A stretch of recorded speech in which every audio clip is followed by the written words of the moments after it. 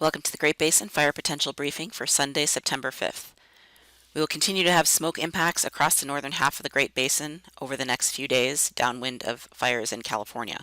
We'll also have a building ridge of high pressure over the Great Basin, so temperatures will be increasing over the next few days and will be near record heat over much of the western half of the Great Basin going into especially Monday and Tuesday. We'll also have some breezy winds up over eastern Idaho and Wyoming on Monday with some low relative humidity. However, many of those areas have seen recent precipitation and fuels are not quite as critical as they are further west. Looking at the smoke impacts at the surface here the next couple of days, again, very little change with smoke expected over the northern half of the Great Basin, both at the surface and aloft.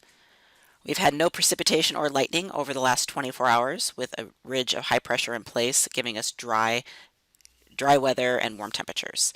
Great Basin fire activity has been light with just a few new smaller fires reported across Idaho, Utah, and southern Nevada. Over the last 7 to 14 days, we've continued to have precipitation mainly over Utah and the Arizona Strip, and this precipitation has been above normal for the time of year associated with the monsoon, but we've continued to see drier conditions over the last 1 to 2 weeks over much of Idaho and Nevada. ERCs have rebounded, especially over northern and western areas that have been drier and warmer most recently, with ERCs above the 97th percentile along the Sierra Front up into northwest Nevada, and now above the 90th percentile in many areas of Idaho. ERCs are still low over the southern and eastern areas of the Great Basin, but will continue to rise with the warmer and drier weather we have over the next several days. Some ERC charts over eastern Idaho where we will see some gusty winds and dry conditions on Tuesday. ERCs are still below normal, but they will be on the rise and probably increase to around normal for the time of year by the time the winds pick up. Along the Sierra Front, ERCs are setting new records with the very dry and warm temperatures we've seen. The satellite loop from this morning shows the high pressure ridge dominating across the Great Basin, and that will continue to strengthen, again bringing us mostly clear skies in the absence of smoke and also the warming temperatures. Later today, you can see the weather pattern. Again, we have generally westerly flow just north of the Great Basin with the strong ridge dominating, so very dry conditions, low relative humidity during the day, and poor overnight recoveries. Our significant fire potential will remain low to moderate, with moderate mainly over the western half of the Great Basin and low over Utah and the Arizona Strip and Wyoming. As we move through today, we will see relative humidities drop into the single digits over much of Idaho and Nevada and into the teens across Utah with generally light winds. With the systems passing by to our north, we will see the winds pick up over central Idaho today, so we could see some gusts mainly in the 20s, possibly up around 30 miles per hour in the higher elevations, and that will be accompanied by the single-digit relative humidity. So we could, if we do have new starts, we could see some fires pick up during the daytime period over central Idaho today. As we move into Monday, the ridge remains in place with the warming temperatures. Looks like Monday, Tuesday will be some of our warmest temperatures across the Great Basin, and we will continue to see, again, low to moderate fire potential with drying conditions even over the southern and eastern areas of the basin. Those gusty winds on Monday will be located over eastern Idaho.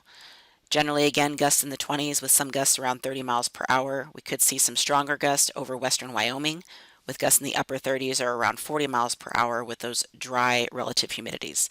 But again, fuels are not quite as critical over those areas, but certainly an area to watch going into Monday, especially with the holiday weekend.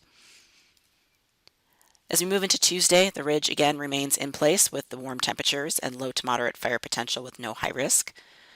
On Tuesday, we'll see generally single-digit relative humidity or low teens across all of the Great Basin. Winds will decrease on Tuesday from what we'll see up in Idaho both today and tomorrow, with generally just warming temperatures and dry conditions. Again, temperatures will peak in most areas on Monday and Tuesday with highs reaching the low to mid-90s over much of the Great Basin and over 105 or 108 for southern Nevada.